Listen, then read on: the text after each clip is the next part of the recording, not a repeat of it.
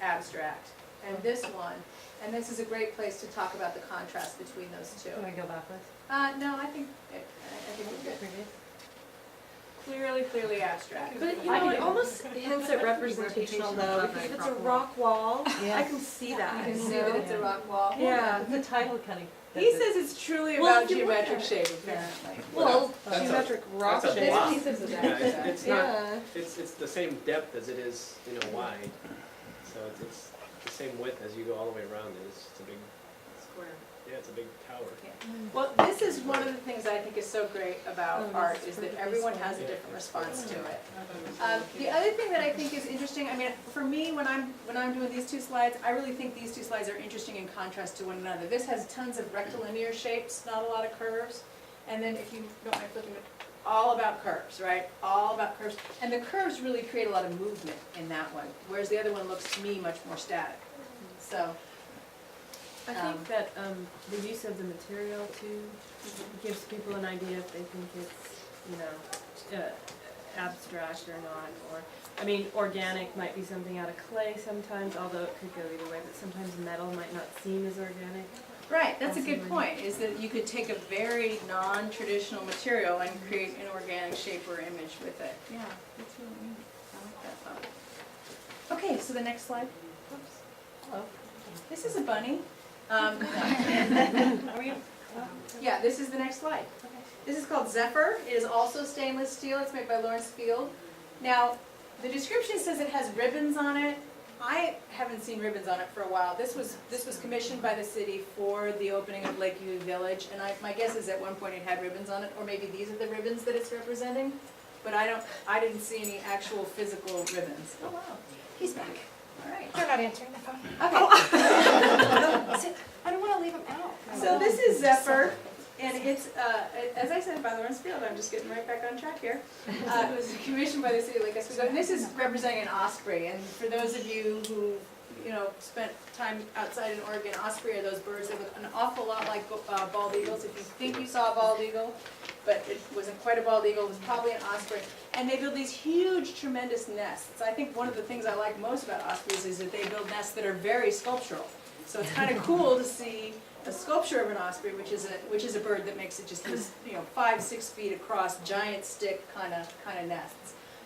One of the things that I think this sculpture really speaks well to is the notion of movement. So what creates movement for you when you look at that sculpture, either from your memory or from looking at the slide? The ribbon? Okay, so we're going to call that the ribbon. Now, it took me a long time to figure out that that's the ribbon, apparently. Yeah, the movement of the ribbon, yeah.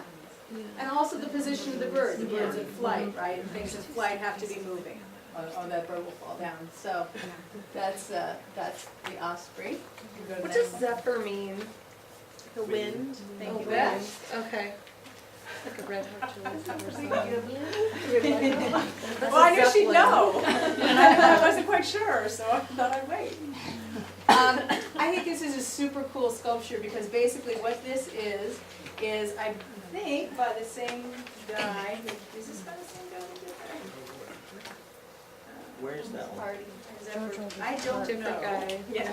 Thomas Hardy. Thomas Hardy. So this is the same guy who did the Lawrence Field, Thomas Hardy. Okay, different guy. Okay. So what happened was Thomas Hardy was in an iron smelter that had exploded, and he found these pieces of metal, and he thought that they would look really neat put together and created into a sculpture. So this is a found object sculpture, essentially, made out of exploded castings from an iron smelter. And even the coloration is from the intense heat that was on the smelter. One of the things that is really nice about this piece of art is that Lake Oswego's initial industry was, of course, there's a giant smelter in George Rogers Park. So it didn't come from that smelter, but it is from a smelter, and so I think it's really great. And it's called Iron Age. So that's kind of what it is. Where's that one? I don't know. It's between the US Bank and the tire store on State Street. There's a little tiny walkway through there. Wow. Okay. You probably have never, How big is it? the walkway? I don't know. How big is that piece of art? Oh, 'Cause I it's haven't probably seen this tall. it. Okay, so it's pretty short. Yeah. Yeah, I couldn't tell from. There's a slide. pathway through there with a very charming little walkway Okay, Never excellent, said thank you. I know. Another thing I think this slide is interesting to talk about is the notion of, imagine you're walking by this sculpture.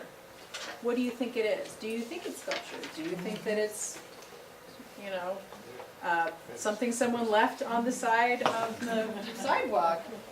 And how does it change as you walk by it? Because there are all these openings, there's a lot of little openings, and so it would change as you walk by it.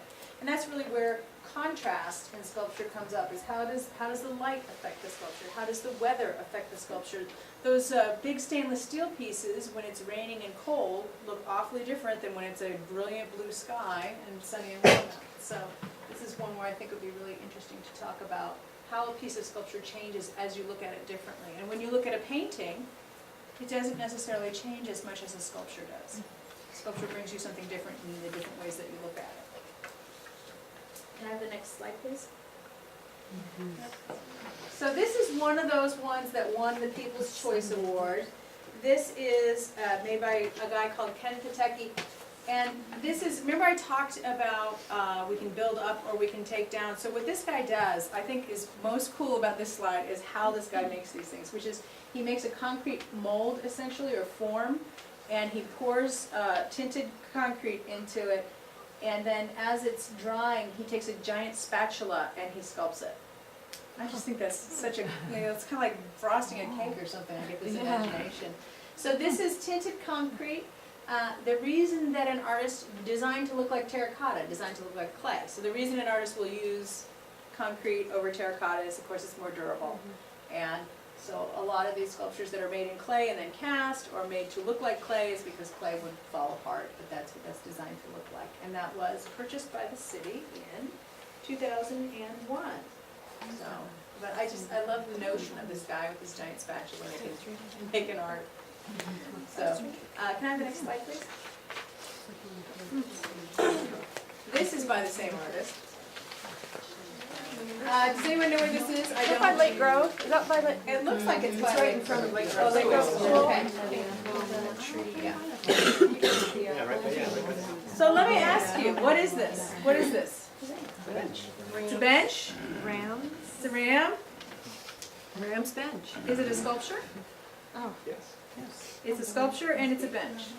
So I mean, this is again, something that just fascinates me, is the idea that sculpture can have function. And this is a very functional piece of art. It kind of invites you to come sit on it. So where's that line between art and not art? And this, I think, is a great example of a piece of art that serves function, and that we can kind of take things in our life and have them be, you know, a chair can be a chair, or a chair can be a piece of art, and how do we make those things in our lives a piece of art? I think is really interesting. Again, this is made with the concrete. There's a lot about shadow in this piece of work, so you may want to encourage students to look at the different shadows and how they might change throughout as the sun moves throughout the day. Can I have the next slide, please? So this is a super realistic piece of art. And I know where this one is, and I think everyone else does. How many of you have seen this? Yeah, I drove by it an hour ago. So this is a People's Choice winner. This was a People's Choice winner in 2001, and this is called First Steps. How many people in the room like this piece of art? How many people in the room don't like this piece of art? I don't like it. Honestly, I don't. I don't care for it. And it's interesting to me that something so representational could be either liked or disliked. But this is called